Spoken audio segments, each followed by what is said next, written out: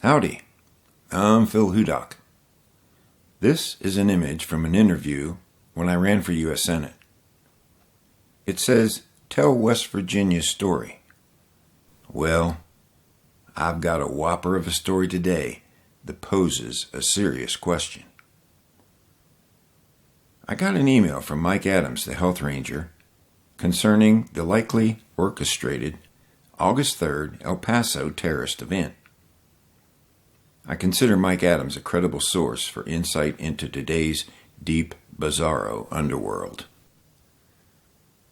Watching his video triggered so many similar tangents in my mind that I decided to look at some of the early local interviews of the El Paso event for evidence of Eisenhower's industrial military complex psychological operations. That is, PSYOPs. I felt certain that I would find several, and I certainly did. So I will intersperse the clear evidence I found into Mike's insightful heads-up video. Then I will close with two known examples of plans and operations of government PSYOPs from 1962 and 1993. So, fasten your seatbelts. Who is really behind the mass shootings that have just taken place in America? And why did they begin just hours after the FBI was exposed for destroying the hard drives that had the Hillary Clinton email evidence of treason? See, that report came out on Friday. You probably didn't know about that because the news has been about nothing but the shooting since then. The deep state is in a panic. They are about to be defeated and crushed forever. The deep state is going all out right now to change the narrative and change the news cycle, and even to cause mass violence and cause a civil war, cause as much death and destruction as possible across America. Now, how do we know this? Well, to answer that question, I'm going to do something a little different today. I'm going to start by reading for you an article from the New York Times. New York Times, David K. Shipler, April 28, 2012. Terrorist plots hatched by the FBI. This is directly from the New York Times. Again, this is not me saying this. This is the New York Times. The United States has been narrowly saved from lethal terrorist plots in recent years, or so it has seemed. A would-be suicide bomber was intercepted on his way to the Capitol. A scheme to bomb synagogues and shoot Stinger missiles at military aircraft was developed by men in Newburgh, New York, and a fanciful idea to fly explosive-laden model planes into the Pentagon and the Capitol was hatched in Massachusetts. But all those dramas were facilitated by the FBI, whose undercover agents and informers pose as terrorists, offering a dummy missile, fake C4 explosives, a disarmed suicide vest, and rudimentary training. Suspects naively played their parts until they were arrested. Okay, you with me so far? That's the New York Times. So the New York Times is reporting that the FBI trains terrorists, that the FBI runs terror plots and sets up the attacks and the plots and then recruits people into the role of terrorists to carry them out. And then the FBI stops them at the last minute to claim that they are stopping terrorism. So already we know that the FBI has for many years, this is from 2012, the FBI has for many years achieved a level of proficiency in setting up and carrying out terrorist plots all across America. With me so far? Let's continue with the New York Times. Again, this is written by David K. Shipler from 2012. When an Oregon college student, Mohammed Osman Mohammed, yeah, there's a couple of Mohammeds in there, thought of using a car bomb to attack a festive Christmas tree lighting ceremony in Portland, the FBI provided a van loaded with 6 55-gallon drums of, quote, inert material, harmless blasting caps, a detonator cord, and a gallon of diesel fuel to make the van smell flammable. An undercover FBI agent even did the driving. with Mr. Muhammad in the passenger seat. To trigger the bomb, the student punched a number into a cell phone and got no boom, only a bust. So you with me here? The FBI drove the suicide bomb van. The FBI set up, this is me talking now, not the New York Times. The FBI set up the blasting caps, the det cord, the diesel fuel, the 55-gallon drums. And according to the story, they all had inert material. But ask yourself, how difficult would it be for the FBI to swap that out with real material? It wouldn't be difficult at all. Continuing with the New York Times article, this is legal, but is it legitimate? Without the FBI, would the culprits commit violence on their own? And that's the gray area. Who is susceptible? Anyone who plays along with the agents, apparently. Once the snare is set, law enforcement sees no choice. Ignoring such threats is not an option, this agent argues here in the story. So,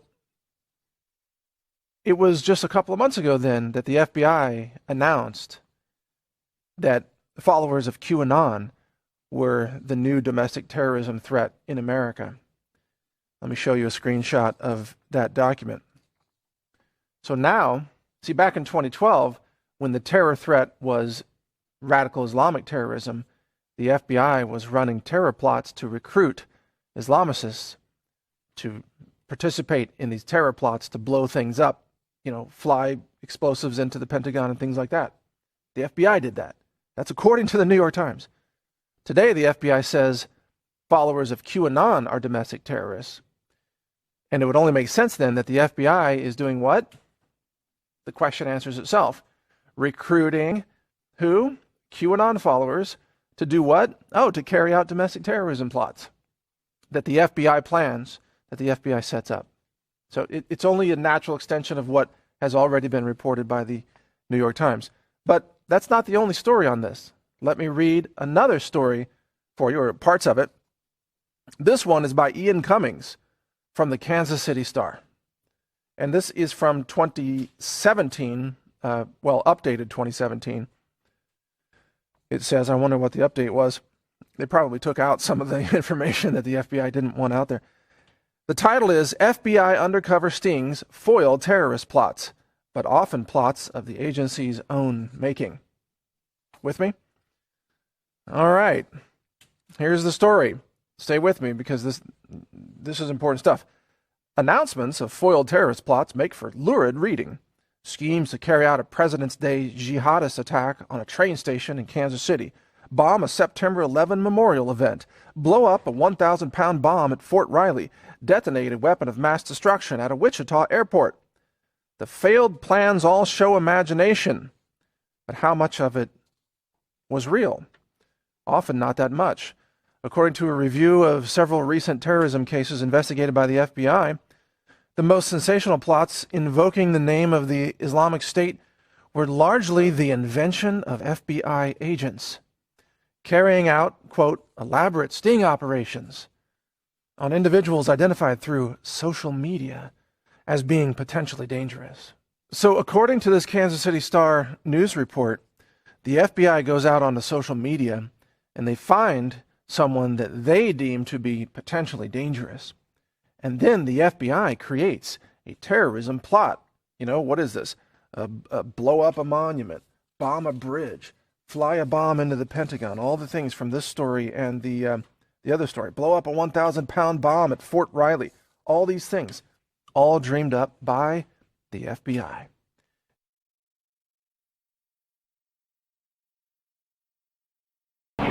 Robert Curado. What did you see inside, sir? Not inside, I saw the outside when everything started. What did you hear? What did you see?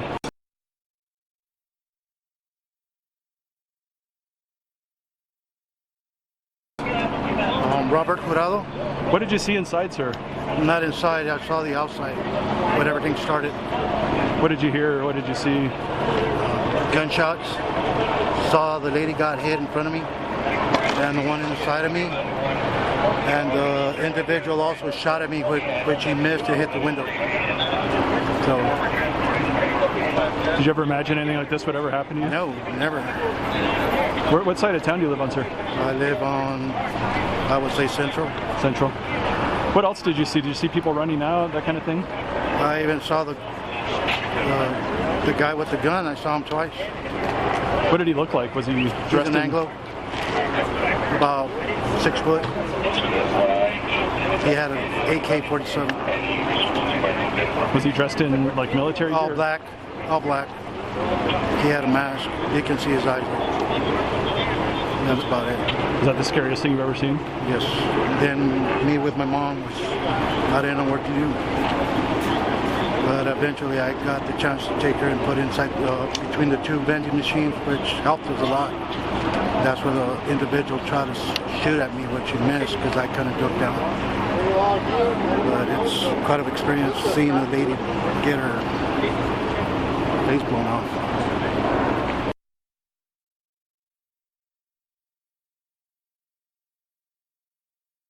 And then they go online and they find they find sock puppet people who can be convinced to jump into the role to be the scapegoat.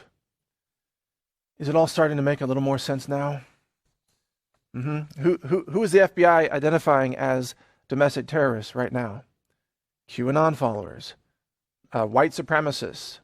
Because, of course, there is a faction inside the FBI, still run by Barack Obama, still run by James Comey, a faction that is desperately trying to carry out a political coup in America, a faction that committed treason, a faction that destroyed the evidence on Hillary Clinton's email servers, a faction that is anti-America and anti-Trump, and a faction that has years of experience plotting terrorist attacks in America, on U.S. soil, a faction that has years of experience recruiting people off of social media, people who can be talked into doing crazy things. And by the way, one of the upshots of all this is if you are contacted by some shady individual who says that they're working for Trump and they need your help, you need to come to Walmart and carry this mock rifle or something, right? Or you need to meet somebody in a parking lot, or you need to drive this van, and then you're going to be rewarded. You're going to be given the Congressional Medal of Honor or something. You know what I mean? They talk people into this. And then there are some people that are so easily, I don't know, brainwashed or Jason Bourne or whatever you want to say. Some people are easily hoodwinked into doing crazy things, and they're not awake enough to think, wait a second, this whole thing is a setup. This is an FBI plot. That's what we're seeing happening in America.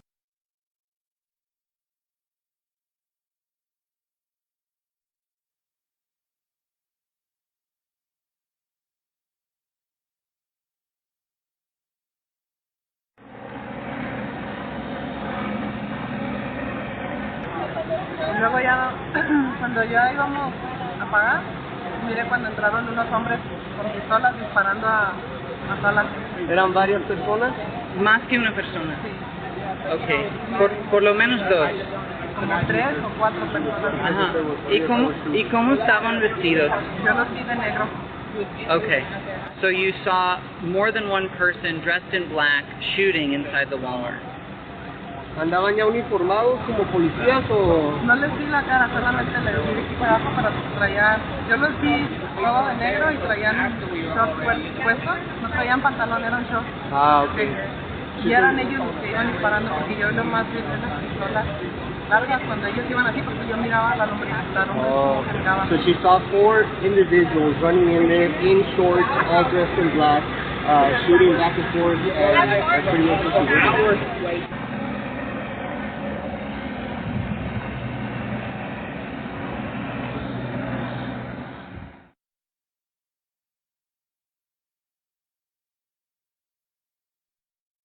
But let's continue with the Kansas City Star, which, by the way, again, the article was modified in 2017. Probably they removed things that the FBI didn't want in here. All right, continuing. Kansas City Star. In fact, in terrorism investigations in Wichita, at Fort Riley, and last week in Kansas City, the alleged terrorists reportedly were unknowingly following the directions of undercover FBI agents who applied fake bombs and came up with key elements of the plan.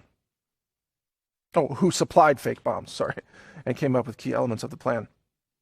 So, quote, "What I get concerned about is where the plot is being hatched by the FBI," said Michael Gurman, a fellow at the Brennan Center for Justice and a former FBI agent. Quote, listen carefully, quote, "There has been a clear effort to manufacture plots. Law enforcement has increasingly used undercover agents, blah, blah, blah." Let's see what else this says.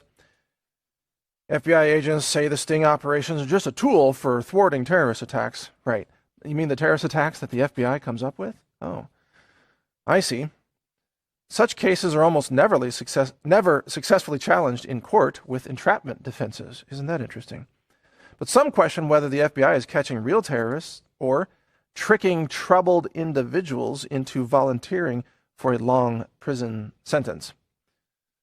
The most recent alleged plotter, 25-year-old Robert Lorenzo Hester Jr. of Colombia. Got it? 25-year-old. These people are always in their 20s, aren't they? Isn't that amazing? Was indicted last week after federal prosecutors accused him of participating in an Islamic State plan to cause mass casualties in a bombing attack on a train station and possibly buses and trains in Kansas City on February 20. Okay? And it goes on and on and on, but you get the point. So here we have, this isn't a report from InfoWars, this isn't a report from Natural News, this isn't a report from the Gateway Pundit or Zero Hedge or Breitbart. I just read to you reports written by the New York Times, which is a propaganda front for the establishment, and a report from the Kansas City Star, which is a mainstream media, corporate-run media. Both of those reports, as I just read to you, admit the FBI is the largest terrorist organization in America.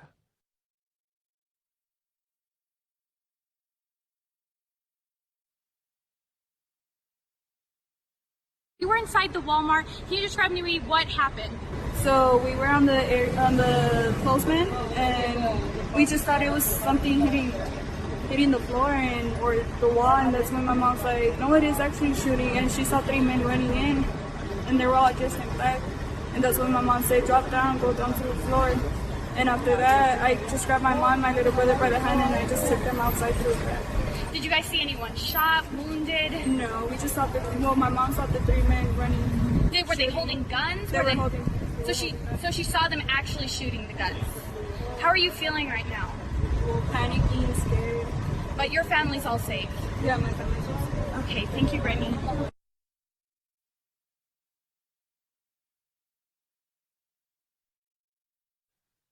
The FBI comes up with all these plots. And there was another one that we covered, it was in 2012, about blowing up a bridge in Cleveland, and sure enough, it was another FBI plot. The FBI sets up the vans. The FBI sets up the explosives. The FBI gets the det cord. The FBI gets the diesel fuel. They get the drones with explosives. The FBI draws up the plans. The FBI then goes out onto social media and recruits people to pop those person, to just put them right into the role as a sock puppet to carry out the attack.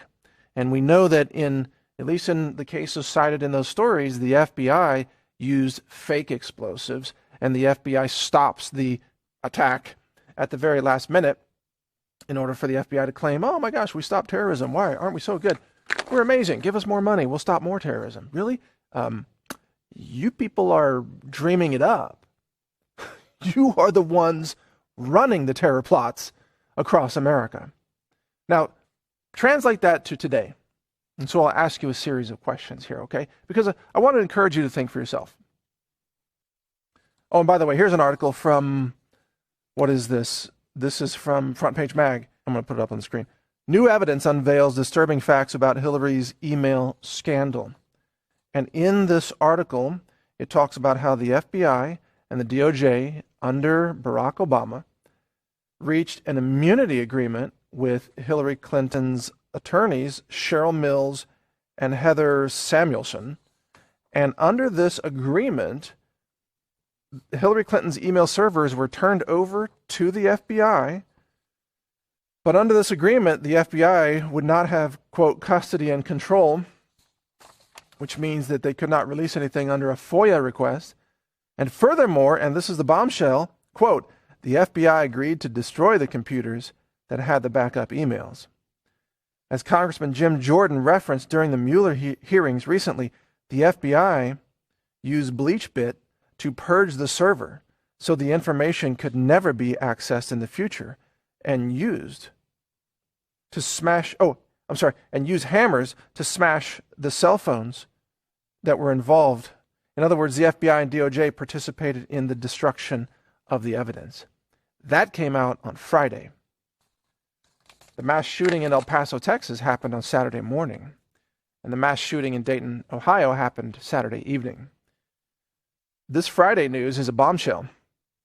It shows that the FBI has engaged in the criminal cover-up of evidence of treason against America, that the FBI itself engaged in the destruction of evidence that would show Hillary Clinton to be a corrupt criminal with multiple violations of national security and secrecy.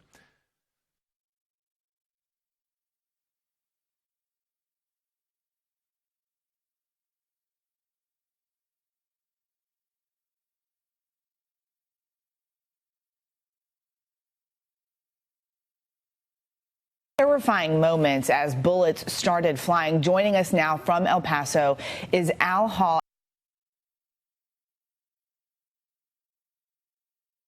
Al, you came face to face with the shooter.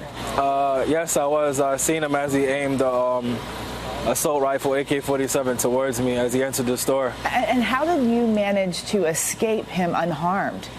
Off a prior experience, I kind of knew it took him a couple of seconds for him to raise his gun to aim towards me directly. So I had enough time to duck down with the person next to me and then take cover and then run off and take cover again. And as you were there, did it appear the shooter was targeting specific people, or was that shooter just shooting randomly?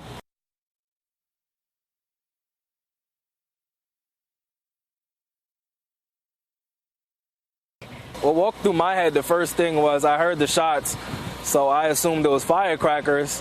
Then I noticed there was no pattern, so I assumed it was a handgun, maybe an adolescent that was just shooting off rounds of a handgun. Then I heard a burst of 60 rounds, and I knew it was an assault rifle or automatic weapon.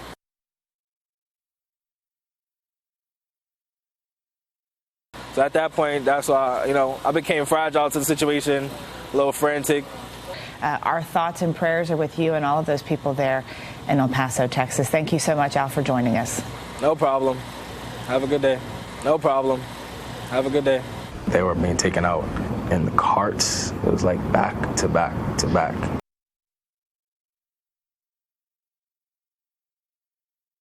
Prosecutors say they will seek the death penalty for 21-year-old Patrick Crucius, seen here in surveillance photos walking into the Walmart with a rifle in hand.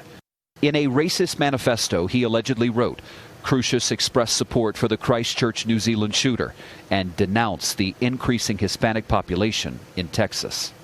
And David Begnaud, as we said, is with us now from El Paso, Texas. David, your interview with the shooting survivor is so powerful. How was he able to open up with you after such a horrific and traumatic experience?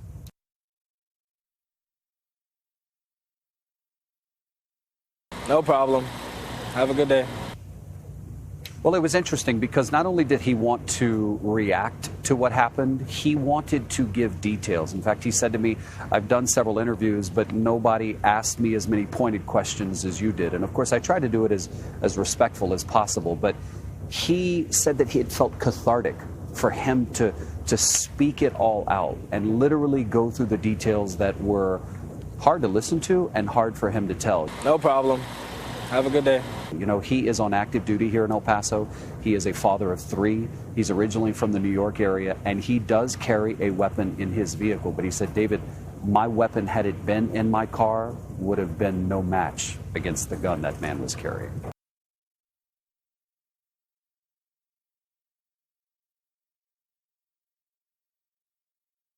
David, I want to ask you about the suspect. Remarkably, he was taken into custody alive. What do we know about charges that he may be facing?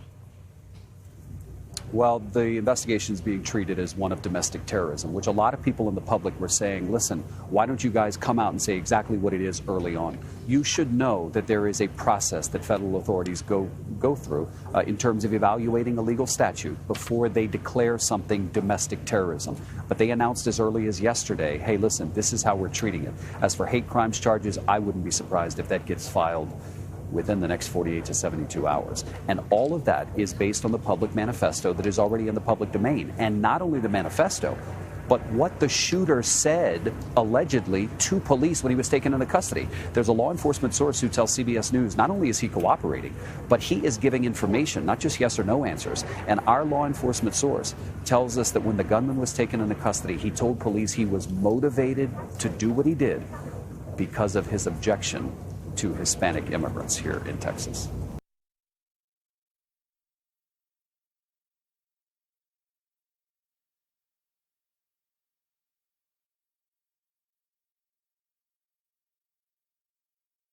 No problem. Have a good day.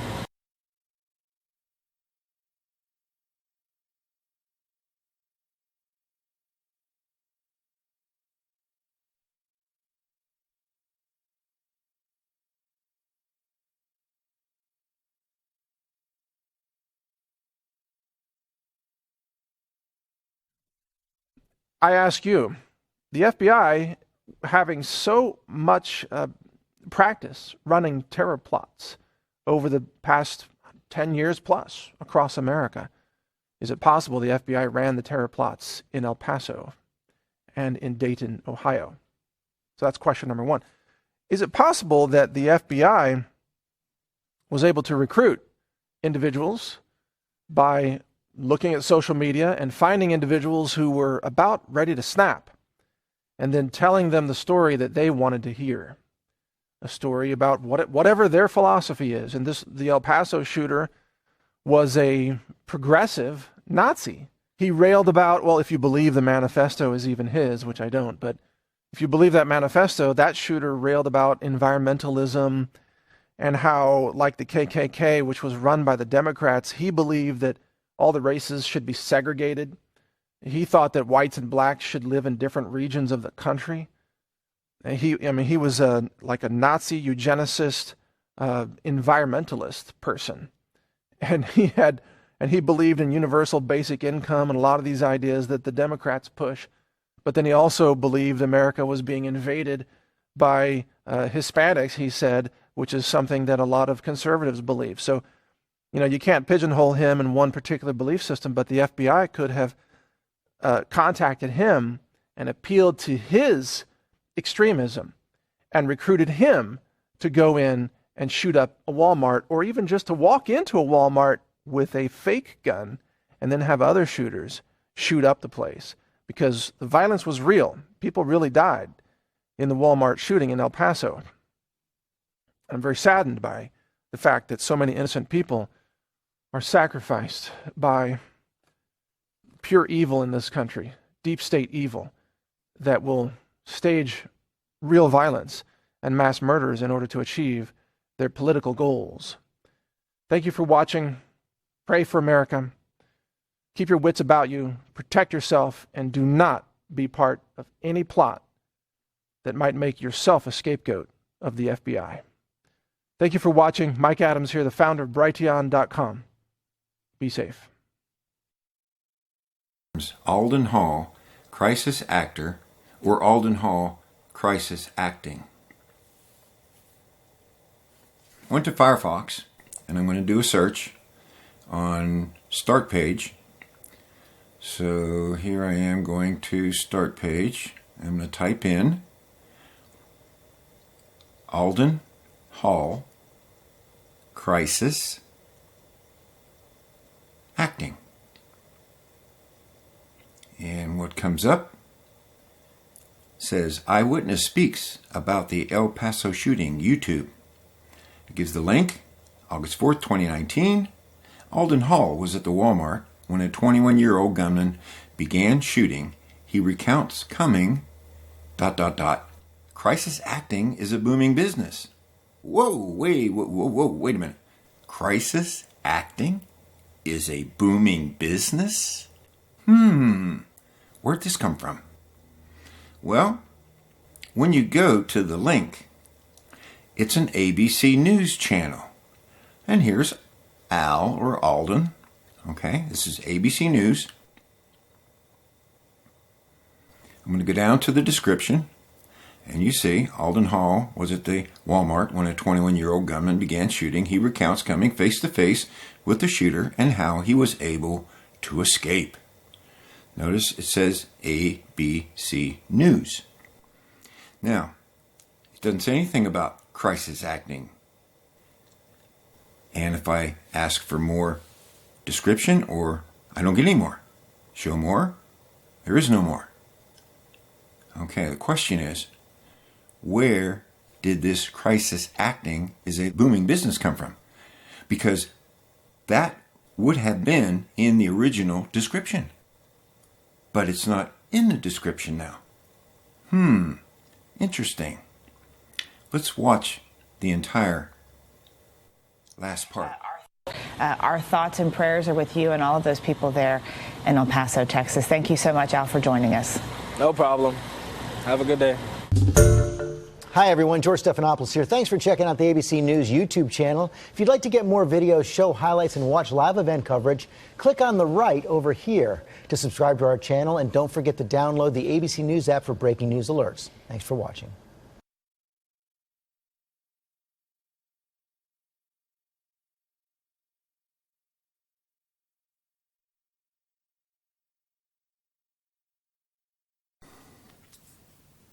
I said I would give you 2 examples of government involvement in either plans or actual actions of terrorism. This is an image of General L.L. Lemonster in 1962. He was chairman of the Joint Chiefs. And in 1962, the Pentagon came up with a plan, signed off by L.L. Lemonster, called the Northwood Documents. And in the Northwood Documents was an operation called Operation Mongoose. And this operation was to facilitate a war against Cuba, to get us into a war against Cuba. And here's just an overview from Wikipedia. Central Intelligence Agency, CIA, or other U.S. government operatives to commit acts of terrorism against American civilians and military targets, blaming them on the Cuban government and using it to justify a war against Cuba. The possibilities detailed in the document included possible assassination of Cuban immigrants, sinking boats of Cuban refugees on the high seas, hijacking planes, blowing up a U.S. ship, and orchestrating violent terrorism in U.S. cities. The proposals were rejected by John F. Kennedy. As a matter of fact, Kennedy fired Lemonster because of this plan. Now, these are actual images from the unclassified document. So just to give you an idea of what the U.S. government is capable of, the United States, through propaganda, covert operations, and other actions as necessary. They're going to take any action they feel is necessary. They're going to use extreme caution to avoid appearance of U.S. involvement. They're very interested in affecting world opinion. They want to create alarming and unpredictable threats to the peace. Fear is the prime motivator, and that's what they're using here. Deception, fear. Such a plan would enable a logical buildup of incidents to be combined with other seemingly unrelated events to camouflage the ultimate objective. Oh, they're definitely experts in camouflage. Start rumors. Start riots. These are some of the plans. Blow up ammunition inside the base. Start fires. Does that sound familiar? Maybe the Maine? Maybe Pearl Harbor? Maybe the Lusitania? The Gulf of Tonkin? Burn aircraft on airbase. Sabotage ship in harbor, large fires, naphthalene. Sink ship near harbor entrance, conduct funerals for mock victims. We could blow up a U.S. ship in Guantanamo Bay and blame Cuba.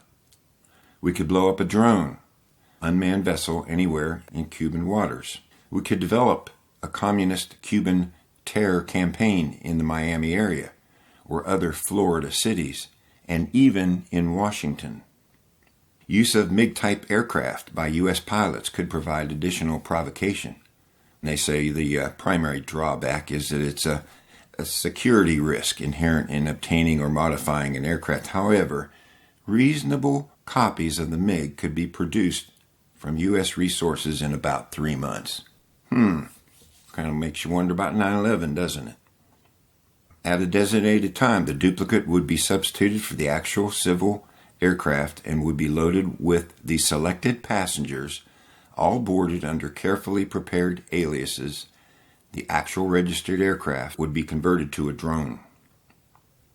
When over Cuba, the drone will be transmitting on the international distress frequency a Mayday message stating he is under attack by Cuban MiG aircraft. The transmission will be interrupted by destruction of the aircraft, which will be triggered by radio signal. Interesting. At precisely the same time that the aircraft was presumed shot down, a submarine or small aircraft would disperse F-101 parts, parachute, etc. at approximately 15 to 20 miles off the Cuban coast and depart. These folks are very professional. And remember, nothing is beyond possibility. Just a quick side note. Some of you may remember when an Iranian Airbus was shot down, and it was supposedly shot down by the Vincennes. And the Vincennes had asked the plane to identify itself, and the plane wouldn't identify itself. In reality, I don't think that's what happened. I have a brother-in-law who worked in a prison, who received a letter to a prisoner, and they go through the letters, and when he opened the letter, it was from a friend of the person who was in prison, who was on a submarine, who said, guess what? The world thinks the Vincennes shot down that Iranian plane. It was actually us. We surfaced and shot down the Iranian Airbus. That letter never made it to the intended recipient.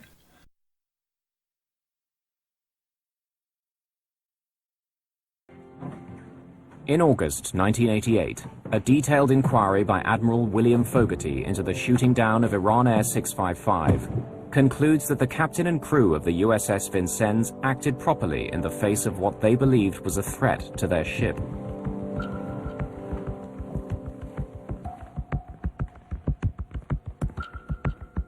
But investigative journalist Roger Charles is not convinced.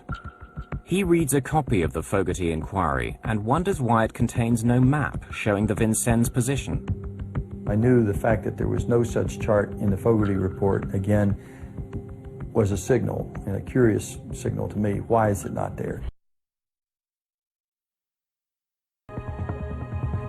In 1990, Roger Charles obtains a copy of a restricted report on the destruction of Iran Air 655 by the International Civil Aviation Organization. It gives the Vincennes' coordinates. When Charles plots them on a chart, he makes a startling discovery. At the time of the shootdown, the Vincennes is over 4 kilometers inside Iranian territorial waters.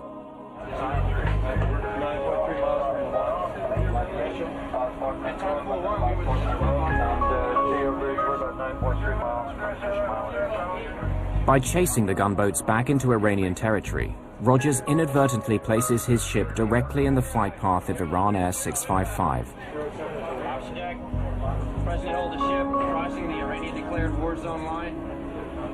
If Rogers had not taken the Vincennes up to attack the gunboats, there would have been no shoot down of IR 655. I mean, that's clear. There would have been no ongoing surface action. Rogers would have had his radar screen set for the air side of things. The focus would have only been on the air picture. They would have had plenty of time to make a proper determination that this was a commercial airliner. Despite the tragedy, the crew of the Vincennes receive a hero's welcome on their return to port in San Diego. Captain, do you wish to engage the target at 20 miles? Lieutenant Commander Scott Lustig is awarded a Navy Commendation Medal for his ability to maintain his poise and confidence under fire. Take order, track 4131. Captain Rogers receives the Legion of Merit for his performance as commanding officer of the Vincennes. Both men have since retired from the Navy.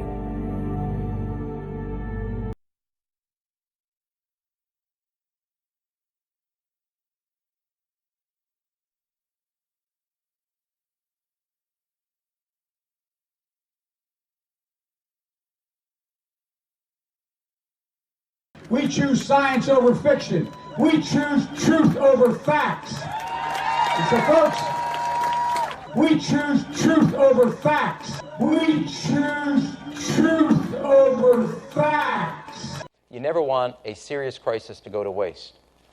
You never want a serious crisis to go to waste.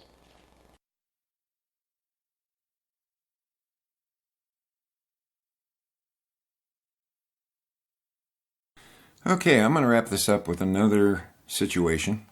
This is from the New York Times, October 31st, 1993. That would be Halloween. Article is, Bomb Informer's Tapes Give Rare Glimpse of FBI Dealings. In this story, which is on page 37, which should be front page news, but is on page 37, it's revealed that there is a Mr. Salam who works for the FBI. He's of Egyptian descent, and he's paid $1 million to be an agent provocateur and to actually help terrorist groups in New York City make bombs. Unknowingly to the FBI, he records much of what his dealings are with the FBI, which is fortunate because they were going to frame him for what happened at the World Trade Center when the first bombing of the World Trade Center happened. So here in the article it says, Mr. Salam chastises the FBI, saying that if it had been conducting proper surveillance, they would have learned of the bombing before it happened. You see, when they tried to pin it on him, he turned it on them and said, wait a minute, I gave you a warning. You let this happen.